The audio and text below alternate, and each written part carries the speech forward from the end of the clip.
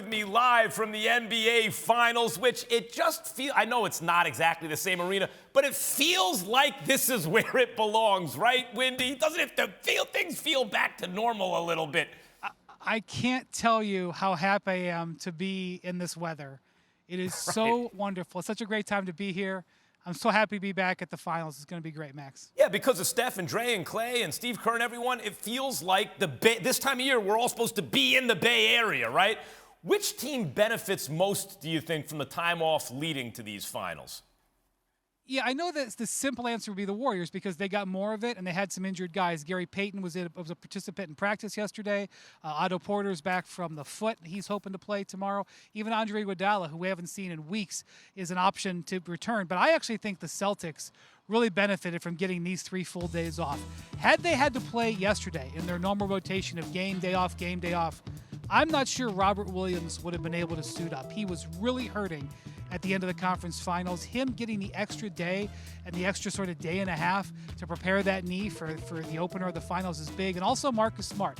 I know he was able to play, but he said at the conclusion of the series against the Heat that his entire right leg was bothering him. So I actually think the Celtics, even though they got less time, are very, very happy that they got these 3 days, in to prepare for tomorrow's game 1. Celtics vaunted defense. You're going against the Warriors. You better have Marcus Smart and Robert Williams as good as they can possibly be. The Celtics are 7-2 on the road in these playoffs. Wendy, do you think that has predictive value for this series? Yeah, so one thing I would say is if I was having to guess, I would guess that this series is going to be 1-1 when we head back to Boston. The Celtics have lost game 1 of the last 2 series. They have been down both times. And they have not lost 2 games in a row since January. And if you consider how well they've done in the playoffs on the road, as you mentioned, 7 wins, 2 losses. I'm not sure you're going to see the Celtics' best foot forward in game 1, but it would not surprise me at all if they're able to figure out, despite the rest disadvantage, how to get a game and get a split as they take this thing with home court advantage back to Boston. NBA greats Amar'e Stoudemire and Vince Carter joining us now. Amar'e, how important is it for the road team, as Wendy just mentioned, to split those first 2 games? Well, the key of the playoffs is if you can get a win on the road, you kind of shift the home court advantage situation, right? So if the Celtics are able to get a win, on the road, then they now have home court advantage, which is very important to have because you want to play at home. The more games you play at home, the better off you are. You sleep in your own bed, you're around your own family. It becomes much easier for you, and you want to try to make your situation as easy as possible when you're in the playoffs. Yeah, I always thought to open the series, the pressure is on the home team because you don't want to give up home court advantage. You're supposed to win those games. Vince, the Smart-Curry matchup, and Wendy referred to it, has been a topic of discussion. But why do you feel that's something that we actually won't see as much as advertised?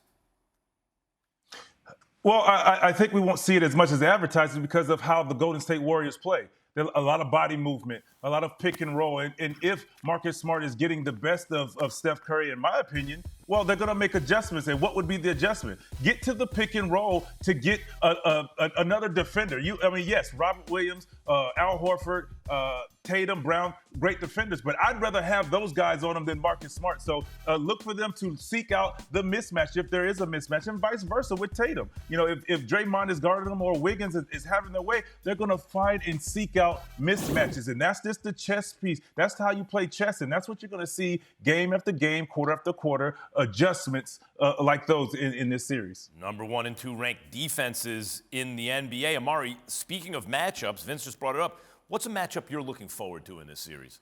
I'm looking forward to the Tatum and Draymond Green matchup.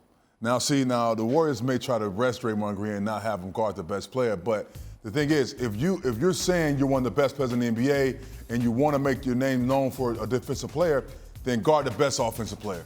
Let's see you now guard Jayson Tatum, mano a mano. I want to see the matchup here. Like most top players, right, you want to guard the best player. So when I was playing, I guarded Kevin Garnett. I had to guard Tim Duncan, these guys. It was a heavy lift. Yeah, good luck with that. Yeah. Right, but I had to take on the challenge. So I want to see Draymond Green take on the challenge of guarding Jayson Tatum. I mean, Draymond seems to be up for taking on any. He does it even when it doesn't show up in the box score. You look, you go, man, he did everything. Yep. Although in the finals, let's not forget, in 2016, he was about to be Finals MVP had it not been for LeBron. He shows up this time of year. Wendy, Why have the Celtics been so good on the road in these playoffs, do you think? Well, first off, you guys mentioned how good they defend. They really are able to rely on their defense. And, you talk about one of the things that we've seen with the Warriors, they put the opposing teams in a blender. They come down, everybody moves in different directions, they create the matchups that they want, and then they attack from there. The Celtics are the #1 team in the league at switching. No team switches pick and rolls more aggressively than Boston does. They have basically the best designed team that you could have to play the Warriors. Doesn't mean it'll work because they still can find the matchups and the Warriors are still so good offensively. But because of that defensive reliance, they are able to stick into games on the road. You see the Warriors over the years, especially in this postseason, overwhelm opponents with giant runs. The Celtics, because of their defense, are able to put stops together. I would look for that to be a major part of how they approach Game 1 and Game 2. Stay attached and give themselves an opportunity to win the game in the end. Thank you for watching ESPN on YouTube. For live streaming sports and premium content, subscribe to ESPN+.